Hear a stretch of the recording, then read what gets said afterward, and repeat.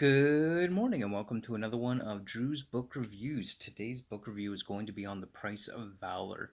This is the third book in the Shadow Campaign series by Django Wexler.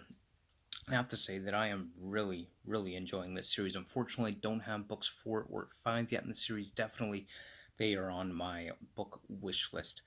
Really enjoying this book. So in this volume, things have basically degraded into civil war in the Kingdom of Vordon while simultaneously fighting on fronts against the forces of the surrounding nations. Um, so, what has happened here is the Church of Elysium has basically enraged the neighboring nations to war against Vordon because infamous General Janus has captured the Thousand Names, which are these like massive steel plates, which weigh tons. And he, in a previous campaign, had captured these plates with these names engraved upon them. They're like the names of demons that give incredible powers to those who have control or use of them. So, of course, the Elysium Church itself has different sects or denominations within it, and different groups, subgroups within them. So, primarily, the storyline, the story arc is based around or focusing on the Black Priests, which are like these dark agents of the Elysium Church who use the Penitent Damned, which in and of itself I think is just really awesome. What I really like about this whole series is the idea that magic has price. Any good magic system, you have to have a price, a cost to the magic itself. And what we have here in this series is the idea of the penitent damned. Magic comes through demonic possession, and different demons will have these different types of powers.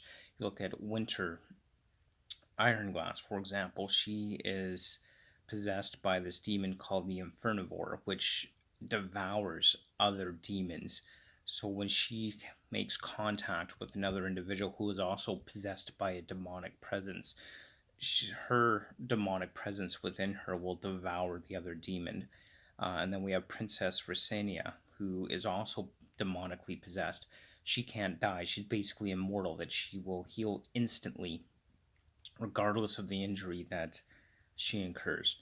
And I love the idea behind this magic system, the ability to have magic, but at a cost of one's soul. That you must be possessed by a demon in order to have magic, which is just really awesome system. I really love that aspect of it. It's one of those magic systems where magic literally has a very high price to it, and it's not just something that you learn, but there is a cost involved there.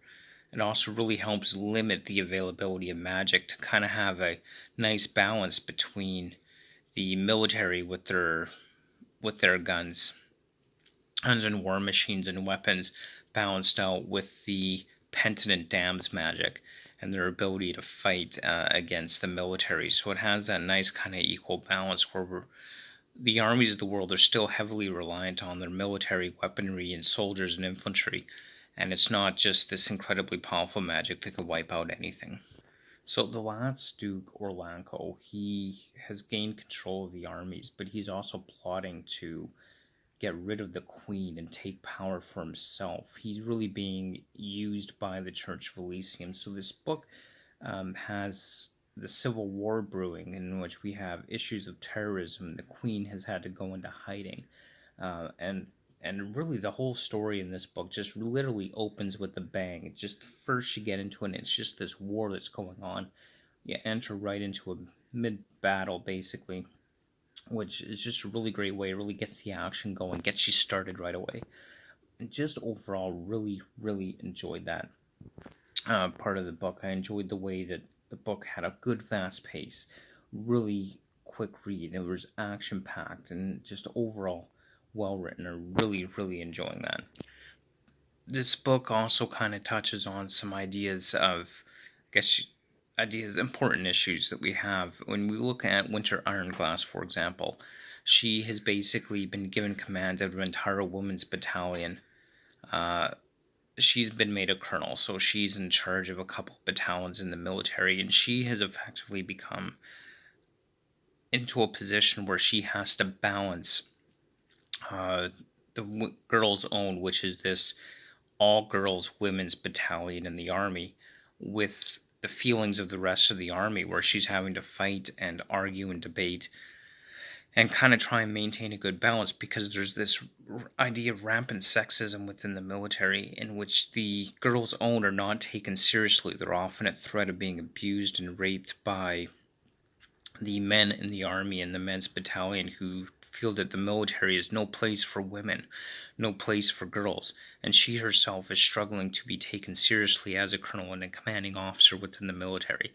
And so it really kind of deals with that issues of sexism in military and service, and the extreme sexism challenges that she has had to go up against within the army, and earning the respect of the other commanding officers in the army who are men, and at the same time having to protect the Girls Own battalion from the aggression and sexism and disrespect and power tripping of the men and the other commanding men in the army.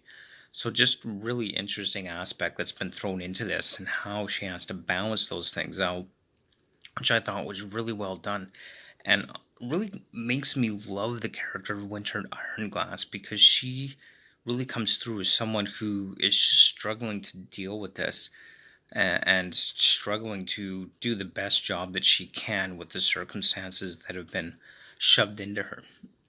And that's what really kind of makes her character this really fascinating, well-written character. I feel really worthwhile to read, and she is probably one of my favorite characters within this book series.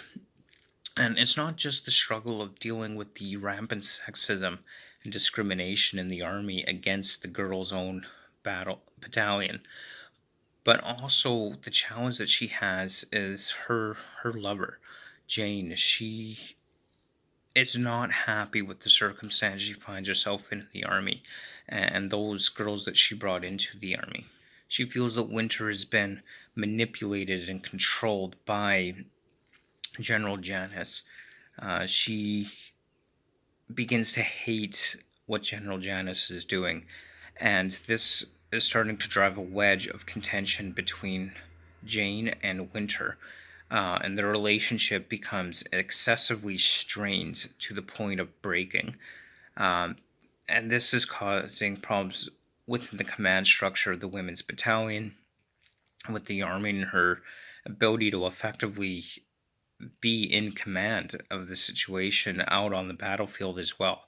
And the struggle that they're having is really well written into the book, and you could really tell that both sides are coming from a place of love for each other and frustration with each other, trying to understand each other and wanting what's best, but their ideas in conflict, where both want different things, both think different things are the best for them and for each other. And it's just really well written, where you have two people who are really in love with different ideas about what needs to be done. And I just thought that was a fantastic, well-written part of the story. Really, really, really enjoyed it. And I think that that was a great aspect of it, and probably one of the best parts of the book, the best, I guess, subplot, the best part, well-written part, along with the issues of sexism within the military itself. Just overall, really, really enjoyed this book. I would definitely recommend the entire Shadow Campaign series. I look forward to eventually getting books 4 and 5 within the Shadow Campaign series. Really, really enjoying it, and I know that you will too, especially if you're a fantasy fan. Pick it up, check it out. Really great book. Really good story overall, and really enjoying it, and just a great magic system, one that I've really enjoyed, and I think is a great way to do it. So again, that is The Price of Valor by Django Wexler, Book 3 in the Shadow Campaign series. I want to thank you so much for watching, and like, comment, subscribe, of course. All links to my social media profiles will be in the description below. And of course, don't forget to stay tuned for the next book, Peter v. Brent, The Core. This is book 5 of the Demon Cycle. Another great series, by the way, so check it out. Really look forward to reading this. And again, thank you so much for watching. Hope you're having yourself a great day, and we'll see you next time on another episode of Drew's Book Reviews. Thanks for watching. Have a great day.